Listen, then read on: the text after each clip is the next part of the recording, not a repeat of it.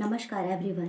मैं पूजा झा आप सबका अपने चैनल बी प्लेस्ड एस्ट्रो में बहुत बहुत स्वागत करती हूँ। सबसे पहले आप सबको जितिया की ढेर सारी शुभकामनाएं। आप, आपका पूरा परिवार, आपके बच्चे स्वस्थ रहे, दीर्घायु रहे, निरोग रहे, बहुत ही खुशी से खुशहाल जीवन जिए।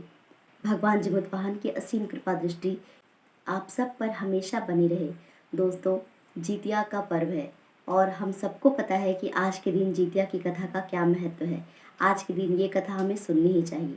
तो आज मैं यहाँ दो कथा लेकर आई हूँ, एक जिमुतवाहन भगवान की और दूसरा चील और सियारन की। तो बने रहेंगे वीडियो के अंत तक और चलिए स्टार्ट करते हैं। तो सबसे पहले भगवान जिमुतवाहन की कथा शुरू करते हैं। जिमुतवाहन भगवान की जय। पौराणिक कथा के अनुसार गंधर्व के राजकुमार का नाम जिमुतवाहन था। वे बड़े उदार और परोपकारी थे। जिमुतवाहन के पिता ने वृद्ध होने पर अपने राजकाज का भार जिमुतवाहन को सौंप दिया और स्वयं वन को चले गए।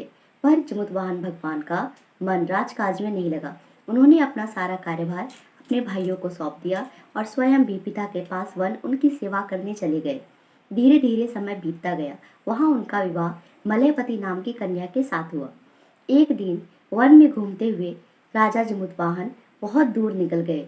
आगे जाने पर उन्हें एक वृद्धा के रोने की आवाज़ सुनाई दी।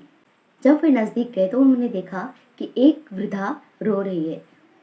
वृद्धा ने रोते हुए बताया कि मैं एक नागवंशी स्त्री हूँ और मेरा एक ही पुत्र है। पक्षीराज गरुड़ के आतंक से आतंकित होकर सभी नागों ने यह निश्चय किया कि वे स्वयं एक नाग को प्रतिदिन पक्षीराज गरुड़ को खाने के लिए दे देंगे, जिससे कि पक्षीराज गरुड़ बाकी नागों को ना तंग करेंगे ना आतंकित करेंगे। और आज मेरे पुत्र की बारी है। मेरे पुत्र के प्राण चले जाएंगे, इसीलिए मैं बहुत ही दुखी हूँ और यही मेरे रोने का कारण है।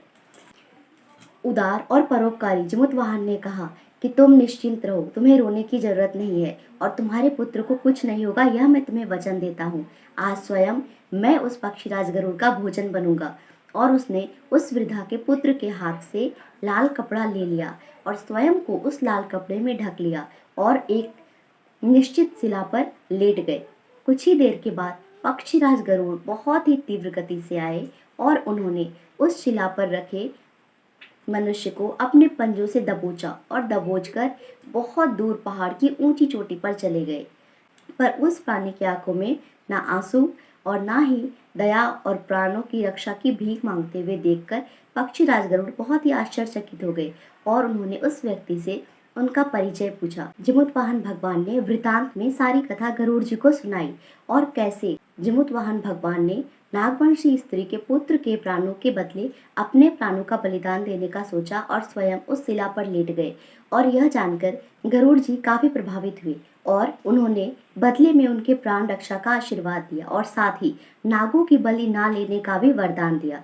तो इस प्रकार जिमुतवाहन की वजह से नागवंशी स्त्री के पुत्र की रक्षा हुई और उनकी इसी वजह से जिमुतवाहन भगवान की लोग पूजा करने लगे। और इस प्रकार जिमुतवाहन भगवान की वजह से पुत्र की रक्षा होने के कारण जिमुतवाहन भगवान की भगवान के रूप में पूजा करने लगे। और तभी से पुत्र की रक्षा के लिए भगवान जिमुतवाहन की पूजा करने की प्रथा चली। आश्विन कृष्ण अष्टमी के दिन प्रदोष काल में पुत्रवती महिलाएं अपने पुत्र की लंबी आयु, स्वस्थ और दीर्घायु जीवन के लिए भगवान जिमुतवाहन की पूजा करते हैं। कैलाश पर्वत पर भगवान शंकर माता पार्वती को यह कथा सुनाते हुए कहते हैं, आश्विन कृष्ण अष्टमी के दिन जो पुत्रवती महिला अपने पुत्र की रक्षा के लिए भगवान जिमुतवाहन का व्रत करती है, यह व्रत सभी व्रतों में उत्तम और बहुत फलदायी है। तो इस प्रकार पहली कथा समाप्त हुई और अब चील और सियारन की कथा सुनते हैं। चील सियारन की कथा। नर्मदा नदी के पास एक कंचनवटी नाम का राज्य था। वहाँ के राजा का नाम मलयकेतु था। उस नदी के पश्चिम की ओर एक बहुत बड़ी मरुभूमि थी और उसी मरुभूमि में एक विशाल पीपल का पेड़ था जिस पर एक चील रहती थी और उसी पेड़ के नीचे एक सियारन रहती थी। उस चील और सियारन में गहरी दोस्ती थी, दोनों पक्के वाले सहेली थे। एक दिन कुछ महिलाओं को जितिया व्रत करता देखकर उन दोनों ने भी जितिया व्रत करने के बारे में सोचा और जितिया व्रत के दिन व्रत करने का संकल्प ले लिया। उसी दिन संजोग से उस शहर के एक बहुत बड़े व्यापारी का निधन हो गया और उसके शव को उसी मरुभूमि में दाह संस्कार के लिए लाया गया। शव को देख सियारन अपने व्रत को भूल गई और उसने जाके पेट भरकर मांस खाया, लेकिन चील उसने संयम व्रता और पूरी भक्ति और श्रद्धा के साथ अपने व्रत को पूर्ण किया और दूसरे दिन अष्टमी के बाद नवमी तिथि में पारण कर अपने व्रत को संपूर्ण किया।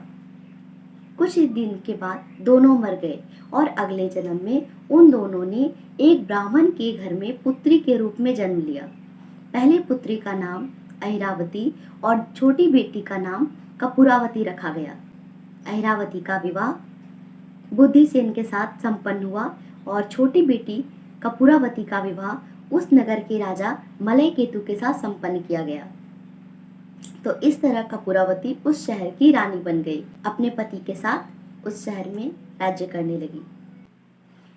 भगवान जिमुतवाहन के आशीर्वाद से अहिरावती को 7 पुत्र की प्राप्ति हुई और छोटी बहन कपूरावती के पुत्र जन्म लेते ही मर जाते थे।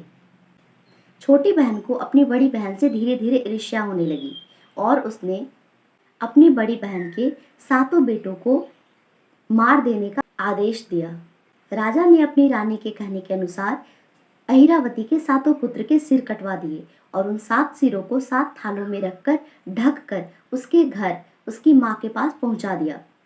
लेकिन भगवान जिमुतवाहन के आशीर्वाद से भगवान जिमुतवाहन ने उन 7 भाइयों के सिर को पुनः बनाकर धड़ से जोड़ दिया और उसमें अमृत छिड़क दिया, जिससे वो 7 भाई पुनः जीवित हो गए और खुशी खुशी अपने घर लौट गए।